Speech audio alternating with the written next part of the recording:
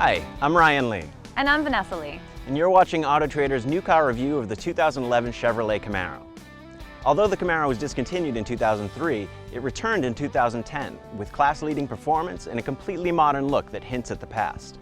Because the Camaro was all new in 2010, the 2011 Camaro remains relatively unchanged. And though its styling was inspired by the 1969 Camaro, this is an entirely modern pony car. And unlike the Camaros of the 80s, this new Camaro has independent rear suspension, which makes for better handling and a more comfortable ride.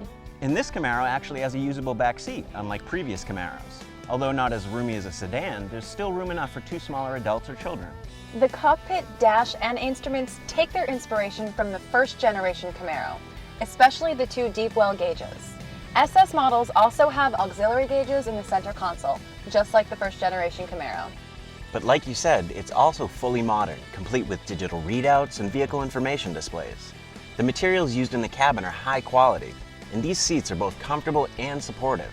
While this car is definitely an exercise in muscle car styling, there is one drawback. Visibility isn't so great, especially out the rear window. One way to help with that is with the available reverse sensor package that lets you know if you're getting too close to something.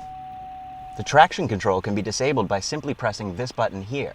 But if you hit the button for 5 seconds, it will disable the stability control too.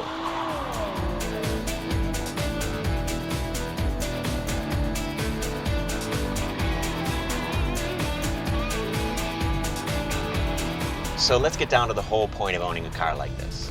What kind of muscle is the 2011 Camaro packing under the hood? Believe it or not, the base, LS, and LT models like this one feature a V6. Yeah, I know. In the past, V6 Camaros were considered slow and forgettable. Thankfully, the newer V6 engines are more powerful and more fuel efficient. In 2011, the Camaro's 3.6-liter V6 offers 312 horsepower and gets 18 miles per gallon in the city and as much as 29 miles per gallon on the highway with automatic transmission. And that's just the base model Camaro.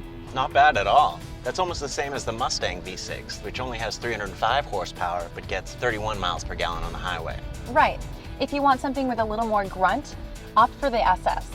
It packs a 6.2-liter V8 with 426 horses. That's with the 6-speed manual, and 400 for the automatic version. Which, by the way, still gets a reasonable 16 miles per gallon in the city and 25 on the highway. No matter which engine you choose, this car is going to move. Just depends on how fast you want to get up and go. The V6 goes from 0 to 60 in just 6 seconds, while the V8 does it in just 4.6. But all this performance comes at a price. At $22,680, the base Camaro is over $500 more than the base Mustang. And if you're looking for V8 power, it'll cost you about $1,300 more for the base SS Camaro versus the base Mustang GT. You spend a bit more, but you also get a bit more. The Mustang still uses a very dated solid rear axle setup, putting the ride and handling of the independently sprung Camaro well above that of the Mustang. If a 2011 Camaro is in your future, we'd recommend the base Camaro with the convenience and connectivity package that adds a great iPod radio interface and Bluetooth hands-free calling. Go for the RS-V6 package and add bold 20-inch aluminum alloy wheels, parking sensors, xenon headlights, and a Boston acoustic stereo. If you need a large back seat or you're going to be doing a lot of parallel parking, the Camaro may be a little too impractical. But if you're a driving enthusiast and you want Corvette V8 power for just over $30,000, the Camaro might be the ride for you. I'm Vanessa Lee. And I'm Ryan Lee. Thanks for watching this new car review of the 2011 Chevrolet Camaro, right here at AutoTrader, the ultimate automotive marketplace.